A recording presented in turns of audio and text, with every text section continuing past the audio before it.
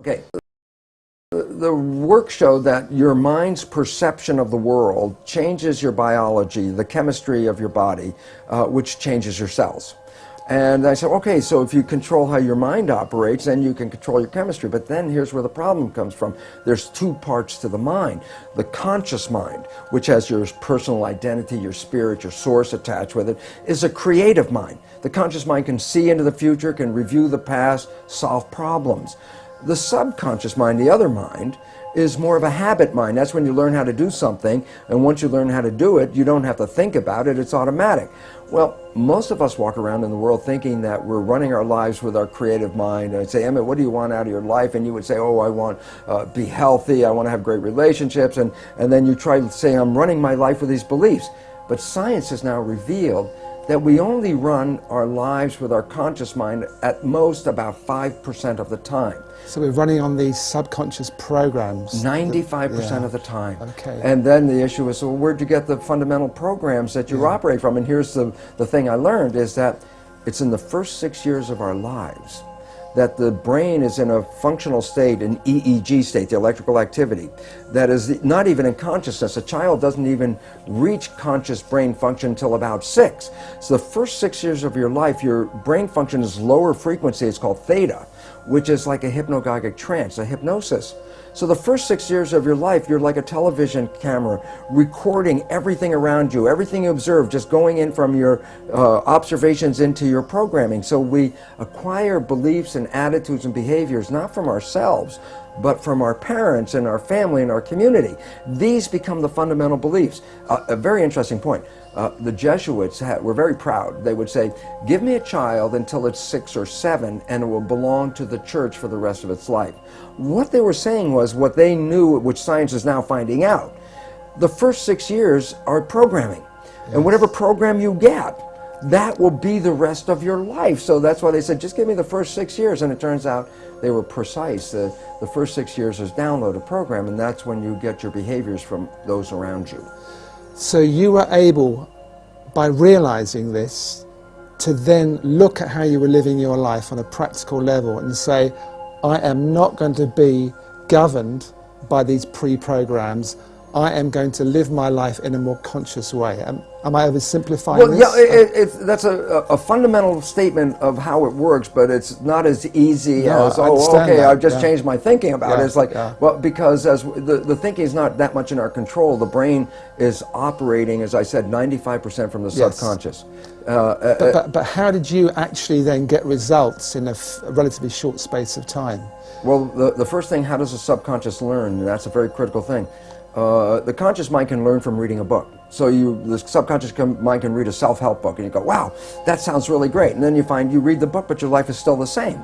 And it turns out, why? And the answer is because the subconscious mind is more of a habit mind, things that you repeat over and over again. Yes. So the reality is, if you can stay conscious, be present, and when those negative thoughts come in our head, and psychologists tell us 70% of the time, the thoughts that are going through our head are negative and redundant, so the same negative thoughts are going through.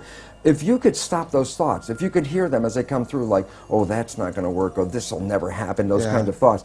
If you can hear them and stop them consciously, say, no, change the belief right there, just give the more positive thing. As you repeat this more frequently and you keep repeating it, the subconscious mind begins to learn. So as a habit, if you stay conscious, and you have to work at it, and here's why people say, well, how come only 5% from conscious mind, 95% from subconscious? Because the conscious mind can think into the future and think into the past and solve problems. Then think about it yourself. Most of the time, you're thinking about something.